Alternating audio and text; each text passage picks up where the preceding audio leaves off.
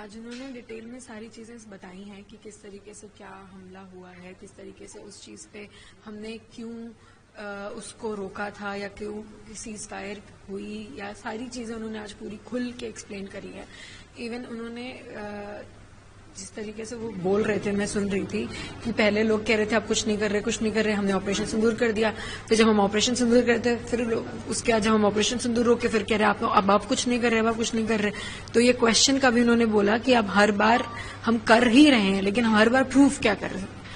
And इसमें जो target वो हो रहे थे बाकी लोगों से, आर्म फोर्सेस जो टारगेट हो रही थी, उनका भी उन्होंने बहुत ज्यादा धन्यवाद दिया है। आर्म फोर्सेस को भी हर चीज में बोला है कि आपकी वजह से ये चीजें हुई हैं। बस मुझे एक बहुत बड़ा दुख है मेरा कि उन्होंने उन 26 लोगों के लिए कुछ नहीं बोला। जहां प्रियंका गांधी जी और राहुल गांधी जी, उन दोनों को भी मैं थैंक यू बोलूंगी कि उन्होंने उन 26 लोगों की बात करी है।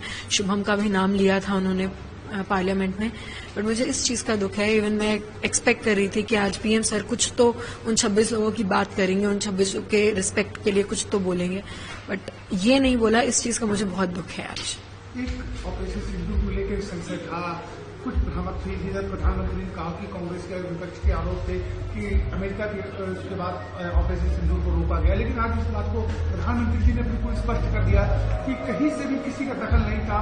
जो भी ऑपरेशन था सब भारत का था, भारत के नियंत्रण में ऑपरेशन हुआ। तो कहीं न कहीं एक संतुष्टि बात, और आतंकवादियों को जिस तरह से उन्होंने कहा कि आगे भी कार्रवाई होगी, जी आपको लगता है कि एक तरह से संजीदा है पूरा इस मामले? ये बात तो वो मुझसे भी कह के गए थे कि कार्रवाई चलेगी, और आगे भी जिस तरीके से मैं भी बोल रही हूँ कि जब तक टेररिज्म है तब तक ये लड़ाई चलेगी।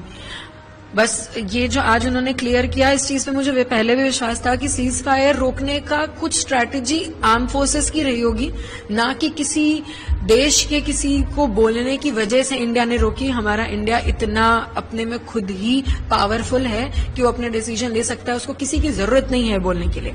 लेकिन कुछ स्ट्रैटेजिकली चीजें मूव करनी पड़ती हैं, चाहे वो आर्म फोर्सेस मूव करे अपने तरीके से, चाहे वो गवर्नमेंट मूव करे, वो उनका है, वो बिगर कॉल है। मैं बहुत छोटी हूँ उसमें कुछ भी बोलने के लिए, लेकिन मुझे जहां तक लगता है ये आर्म फोर्सेस का डिसीजन है एंड हमें वो रिस्पेक्ट करना चाहिए। एंड आज ये क्लियर हो गया, ये किसी के बोलने की वजह से सर्जिकल स्ट्राइक नहीं हुआ था।